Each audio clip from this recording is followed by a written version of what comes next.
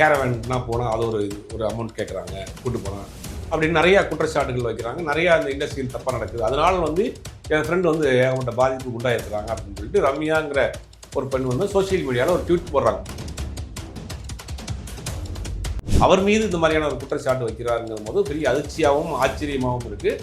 ஆனால் அதற்கு எந்த விதமான அடிப்படை ஆதாரமும் இல்லை. ஒரு ஃபோன் காலோ ஒரு ஃபோட்டோவோ இல்லை அவர் பேசின ஏதோ ஆடியோவோ எதுவுமே இல்லாமல் போகிற போக்கில் நடக்குது.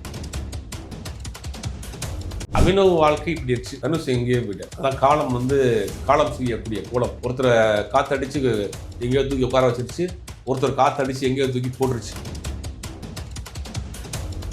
சினிமாங்கிறது வந்து உங்களுக்கு வந்து ஒரு பிரகாசமாக அடிக்கிற ஒரு பல்ப் மாதிரி தான். அவங்க வந்து ஆக்டிவாக இருக்கிற வரைக்கும் தான் அதாவது பல்ப் ஃபீஸ் போச்சு என்ன பண்ணுவோம், தூக்கி குப்பையில் போட்டுருவோம். அதே மாதிரி தான் மார்க்கெட் இருக்கிறாங்க, அவங்க வீட்டில் இருக்கிறாங்கன்னா தான் அவங்க கொண்டாடுவாங்க. அவங்களுக்கு மார்க்கெட் போச்சா தூக்கி குப்பையில் போட்டுருவோம். அவர் என்ன பண்ணால் ஒரு வருஷத்துக்கு கிட்டத்தட்ட 5 படம் 6 படம் பண்ணுறாரு. அவர் வாழ்க்கையின் உச்சத்தில் போகிறாரு. ஒரு பெரிய உச்சத்துக்கு போனவர். வடபழனி கோயில் வாசப்படியில் இருந்து போகிறவங்கள்ட்ட 5 ரூபா 10 ரூபா வாங்கக்கூடிய நிலைமைக்கு வந்தார்.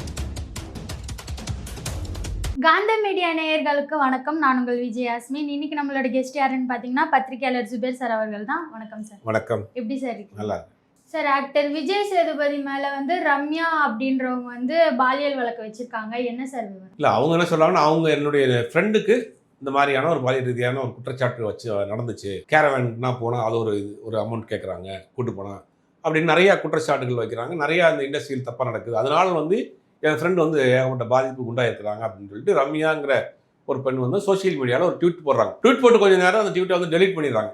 இப்போ வரைக்கும் அதை டெலிட் பண்ணிட்டாங்க. உடனே விஜய் சேதுபதியால் அப்படின்ற மாதிரி அவங்க மென்ஷன் பண்ணி போடுறாங்க. உடனே விஜய் சேதுபதி சைபர் கிரைமில் கம்ப்ளைண்ட் கொடுத்துருக்காரு. இப்போ வரைக்கும் நடந்திருக்கு, கம்ப்ளைண்ட் கொடுத்துருக்காரு.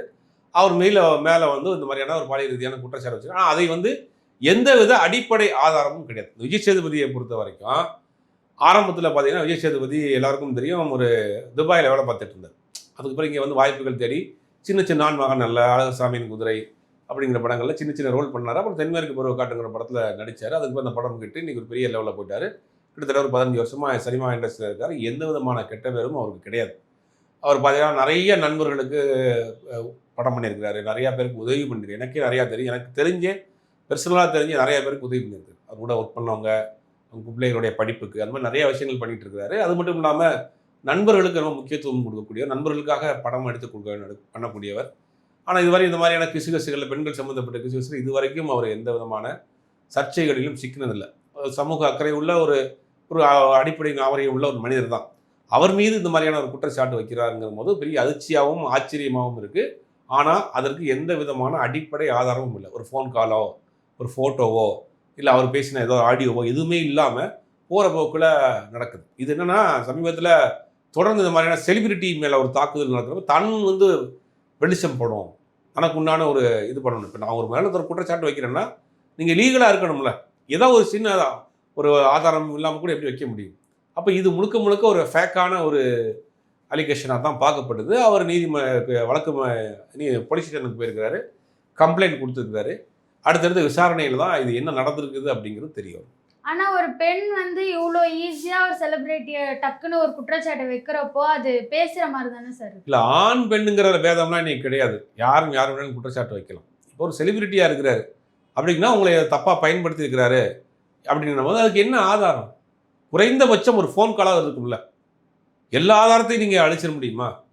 ஒரு தடயம்னு சொல்லுவாங்கன்னா காவல்துறையில் குற்றம் செய்யவன் ஏதாவது ஒரு சிறு தடயத்தை விட்டு போயிடுவான், கண்டிப்பாக கண்டுபிடிச்சிருவாங்க. அப்போ ஏதாவது ஒரு வழியில் அவருக்கு இது இருக்கணும்ல. அப்போ எதுவுமே இல்லாமல் போகிற போக்கில் அவதுன்னா ஏன் டெலீட் பண்ணுறீங்க? சரி, நீங்கள் ஒரு குற்றச்சாட்டு ஒருத்தர் வைக்கிறீங்க, அதுக்கு வந்து நீங்கள் வந்து ஆதாரம் இல்லை. சரி, அந்த குற்றச்சாட்டையாவது நீங்கள் ஸ்ட்ராங்காக இருக்கீங்களா? இல்லையே, உடனே அந்த போஸ்ட் டெலீட் பண்ணுறீங்க. அப்போ இது முழுக்க ஒரு விளம்பரத்துக்காக செய்யப்பட்ட விஷயமாக தான் பார்க்கப்படுது. விஜய் சேதுபதியை பற்றி பழகினவர்கள்ட்டையும் சரி, எனக்கும் விசாரிக்கிறப்போ சரி, அவர் இந்த மாதிரியான நபர் கிடையாதுங்கிறது தான் தகவல் வருது. உண்மையிலேயே அவர் ஏதாவது தவறு செஞ்சிருந்தால் ஆதாரத்தை கொடுக்கட்டும், நீதிமன்றத்துக்கு போட்டும், காவல்துறைக்கு போட்டும், தண்டனை கொடுக்கட்டும், அவ்வளோதான். இப்படி நிறைய விஷயங்களை பண்ணியிருக்காங்க, பொய் கேஸ் கொடுத்துருக்காங்க, அது ஓகே. இப்போ விஜய் சேதுபதியை டார்கெட் பண்ணுறதுக்கான அதுதான் தெரியல. அதுதான் ஏன் விஜய் சேதுபதியை டார்கெட் பண்ணி தெரியல. இதுக்கு பின்னாடியும் ஒரு சின்ன அரசியல் இருக்கிற மாதிரி தான் நம்ம பார்க்க வேண்டியது. ஏன்னா விஜய் சேதுபதி தொடர்ந்து சமயத்தில் பேக் டு பேக் ஹிட் கொடுத்துட்ருக்கிறார். ஏன்னா விஜய் சேதுபதி காலகட்டங்களில் விஜய் சேதுபதி ஏஜில் பல ஹீரோக்கள் இல்லை. இந்த சமீபத்தில் வந்து தலைவன் தலைவி பெரிய ஹிட்டாக போயிட்டுருக்கு. அதுக்கு முன்னாடி வந்த மகாராஜா படம் மிகப்பெரிய வசூலை அள்ளி குவிச்ச படம். இடையில ஏதாச்சும் ஒரு படம் சரியாக போகல. அப்படிங்கும்போது இப்போ அடுத்த கட்டத்தை நோக்கி விஜய் சேதுபதி போகிறார், வளர்ச்சி அடைஞ்சிட்டு போகிறார், சம்பளத்தை ஏற்றிட்டு போகிறாரு, டிமாண்ட் வருது. அது தொழில் போட்டினால் யாரை வச்சு அவர் இமேஜை காலி பண்ணுறது. பெண்கள் மத்தியில் விஜய் சேதுபதிக்கு ஒரு நல்ல ஒரு நேம் இருக்குது, ஒரு ஃபேமிலி ஆடியன்ஸ் உட்காந்து பார்க்கக்கூடிய. அப்போ அந்த இமேஜை காலி பண்ணணும் அப்படின்னு ஒரு பிடிக்காத ஆட்கள் கிளப்பி விடுறாங்கிற மாதிரி தான் நம்ம பார்க்க வேண்டியது இருக்குது. ஏன்னா இதில் உள்நோக்கம் இருக்காமல் இருக்காது. கண்டிப்பாக ஒருத்தர் வந்து அடுத்த வேகமாக வளர்ந்துட்டு போகிறாரு அப்படிங்கிறப்போ அப்போ அவரை இப்போ சமீபத்தில் வந்த படங்களில் தலைவன் தலை பெரிய ஹிட்டு, மகாராஜாவும் பெரிய ஹிட்டு, தொடர்ந்து வெற்றியை கொடுத்துட்டு போகிறாரு. அப்படிங்கும்போது அதை பிடிக்காதவர்கள் இவர் கார்னர் பண்ணுறாங்கிறத நம்ம எடுத்துக்கணும். வேற என்ன பண்ண முடியுது? உள்நோக்கம் கண்டிப்பாக இருக்கும். கண்டிப்பாக அதை பிடிக்காதவங்க தான் பண்ணியிருக்காங்க. பிடிக்காதவங்க இவங்களை வந்து இது பண்ணியிருக்காங்களோன்றத மாதிரி தான் நம்ம பார்க்க வேண்டியது இருக்குது. ஆனால் இதுக்கு எந்த விதமான ஆதாரமும் இல்லைங்கிறது தான் இப்போ சிக்கல் இல்லை. சார், அப்புறம் ஆக்டர் அபினவ் வந்து இப்போ ஹாஸ்பிட்டலில் இருக்காரு. ஒரு காலத்தில் அவளை எப்படி பார்த்துருப்போம், எப்படி ரசித்த ஒரு ஆள், இப்போ இப்படி இருக்காருன்றப்போ எப்படி சார் அது பார்க்குறீங்க? துள்ளுவதோ இளமை அந்த படத்தில் வந்து மெயின் ஹீரோவே அபினவ் தான். அபினவ், தனுஷ் 2 பேரும் நடிக்கிறாங்க. அபினவ் வாழ்க்கை இப்படி இருந்துச்சு, தனுஷ் எங்கேயோ போயிட்டார். அதான் காலம் செய்யக்கூடிய கோலம். ஒருத்தரை காற்றடிச்சு எங்கேயோ தூக்கி உட்கார வச்சிருச்சு, ஒருத்தர் காற்றடிச்சு எங்கேயோ தூக்கி போட்டுருச்சு. இவர் நல்ல நல்ல படங்கள், சில படங்கள் ஜங்ஷன் அந்த மாதிரியான படங்கள் பண்ணார். அதுக்கு பிறகு அவருக்கு சரியான படங்கள் அமையலை, வாய்ப்புகள் இல்லை. அப்புறம் ஃபேமிலிலையும் கொஞ்சம் பிரச்சனைகள். அப்படி போகிறப்ப உடல்நிலையும் பாதிப்பு ஏற்படுது. இன்றைக்கி வந்து ஒரு மோசமான நிலைமைக்கு போயிருக்கிறாருங்கும் போது உண்மையிலே வருத்தத்துக்குரிய விஷயமாக தான் இருக்குது. நடிகர்கள் இன்றைக்கி பீக்கில் இருக்கக்கூடிய நடிகர்கள் யாராவது அவருக்கு உதவி பண்ணணும்னு நினைக்கிறேன்.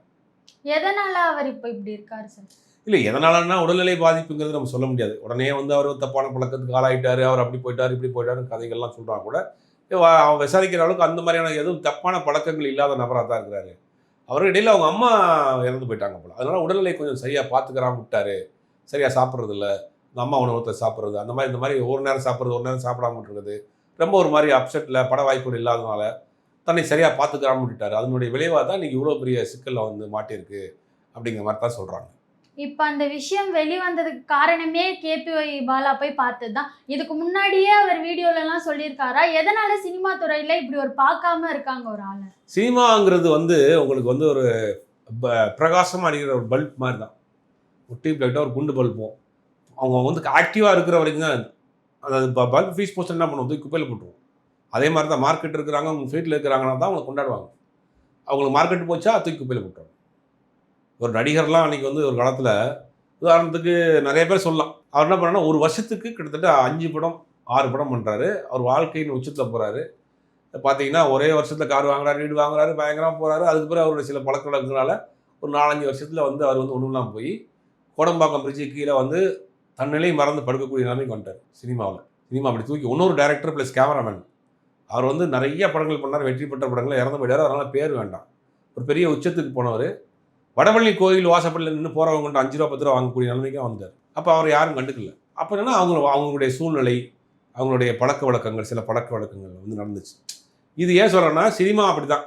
நீங்கள் லைம் லைட்டில் இருக்கிற வரைக்கும் அதுதான் பேர் லைம் லைட்னு சொல்கிற பேரே அதுதான். இந்த வெளிச்சம் இருக்கிற வரைக்கும் தான் நீங்கள் இருப்பீங்க. வெளிச்சம் அரைஞ்சி போச்சுன்னா நீங்கள் இருட்டாக போயிருவீங்க. அப்படிங்கிறது பலரும் மறந்துடுவாங்க. நண்பர்கள்லாம் அப்படி ஒதுங்கிடுவாங்க. எல்லா இடத்துலையும் நடக்குது, சினிமாவில் அது அதிகமாக நடக்கும்.